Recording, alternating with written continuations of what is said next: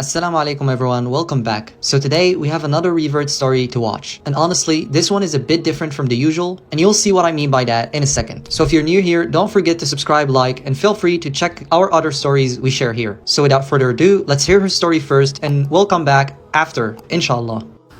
I've been asked a couple times for my conversion story on here, so I guess here I go.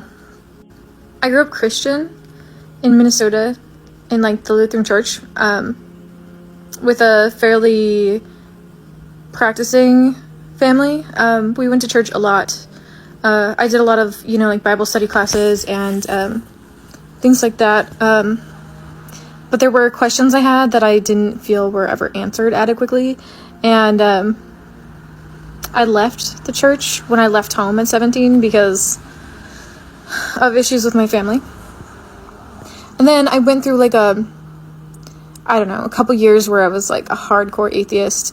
I was very, very adamantly atheist. And in my early 20s, I kind of shifted into an agnostic point of view.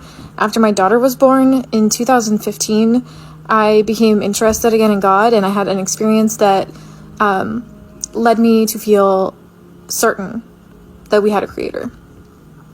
And after that, I started looking into Judaism, converting to Judaism, but it wasn't quite right for me. I just didn't feel like it fit.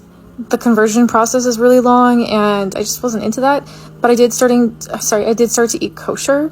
The last time I had any pork products was in 2016, I think. And then I started going into a Messianic church, a Messianic temple, where they sometimes you hear them called Jews for Jesus. They're Christians that semi follow the Old Testament, or they follow the Old Testament more. I didn't really fit into that either, but I started doing a deep dive into religions. I did a yoga teacher training, and I learned a lot about Indian religions, and I read the Bhagavad Gita. I read the Bible again. I just did a lot of research. I read the Tao Te Ching. And I had been gifted a Quran, but I didn't read it. I don't know, I just wasn't there yet. I read a page and I was like, this is too much like the Bible. But I had a lot of weird experiences at that time in my life. I don't know, I've always been pretty adventurous, and so I have experienced a lot of things. I said in another video, I used to hitchhike. So in 2017, at the end of 2017, I went through a really traumatic event, which is also detailed in another video. And I was feeling really lost. I really just didn't know what I was doing with my life or how to correct it. And so I just got really, really, really spiritual. I was trying my best to understand what God was and where God came from, and how to best worship God. At the beginning of 2018, I was working at this bar in Texas, in San Antonio, Texas, and this guy came in, and he was like, hey, my phone died and I'm lost. I'm not from here. Can you help me? Can I plug my phone in? And so I can, call an Uber. And I was like, yeah, sure, of course. And he sat down at the bar, and I plugged his phone, and I was like, can I get you something to drink? And he was like, yeah, I would love a water. Can I have some water? And I was like, yeah, sure, bud, I got you. I get him his drink of water. And then I was like, can I get you anything else? And he was like, well, maybe a bag of chips. And I was like, okay, here's your chips. And I was like, can I get you anything else? You're in a bar, sir. Would you like a beverage? And he was like, oh, no, I don't drink. I'm a Muslim. And I was like, oh, okay.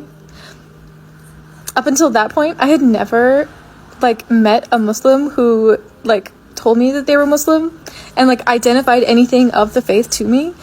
So it was, an interesting moment. I didn't really know what to do with it, but we became friends. We started hanging out, and he let me, ask him a lot of questions. And so we had a lot of long conversations, and I was already really into learning about religion, so I was very fascinated. I had a lot of questions. And it turned out that a lot of the things that he told me about Islam, already aligned with my belief systems, just the way that God is one being. So it was just really interesting to me. And then I moved to Nevada for unrelated reasons, but I moved back to Nevada, And there, I was really struggling, and I called him and I was like, hey, like, I need friends. I don't know what to do with myself. And he was like, look, I think that you should pray. Just pray, because I can't help you in this situation other than, you know, like trying to give you a pep talk, and it's not enough. And so I prayed. I just started praying. I was like, please, like, God, help me figure this out. Help me, like, figure my life out. And then right after that, I decided I really wanted to go to a mosque and, like, talk to somebody. So one Friday in 2018, I think it was February. I'll have to check the date. I don't know. But it was February, I think. And I took the bus from my apartment to, like, the area of, like, where the closest mosque was. And I really wanted to dress appropriately, but I didn't have a scarf. And so I had, like, tight blue jeans and, like, a tight, like, long sleeve shirt. I wore those. It was the most modest thing I had. And I went looking for a scarf. I went to multiple stores. I went to, like, a Target, a Kmart. I don't even remember what else. Like, I went to a bunch of stores. I think there was, like, a Rainbow or something. It doesn't matter. I could not for the life of me find a scarf. And I started to panic. I was like, you can't go into a mosque without a scarf. Like, what kind of a harlot are you? So I was about to give up. And then we went into this thrift store that was near where I was. And I started looking around there for a scarf. And I couldn't find one. And I was like, fine, like, maybe I'll go at another time. Like, this is a sign, obviously. And then I walked past this bin of fabric. And there was, like, this shiny fabric at the top. And I ran my hand over it. And I pulled it out of the bin. And it was a prayer rug. And I was so shocked to find a prayer rug, like, randomly. Like, I couldn't find a scarf, but I found a prayer rug. So,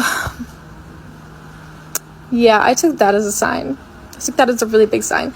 So I bought the prayer rug, and I set off for the mosque. I went to the mosque, and when I got there, they'd just gotten done with their Friday prayers, and I didn't realize it. I didn't know, like, Friday was, like, a special prayer day, or I would have tried to go on a different day, because as I got there, like, all of the women were, like, pouring out in, like, their long black gowns, and, like, a lot of them were, like, wearing niqab, and, like, they were just, like, elegant and beautiful. But I was also really scared. Like, I had no idea what was going on. Why they were pouring out. Like, I had no idea what was going on.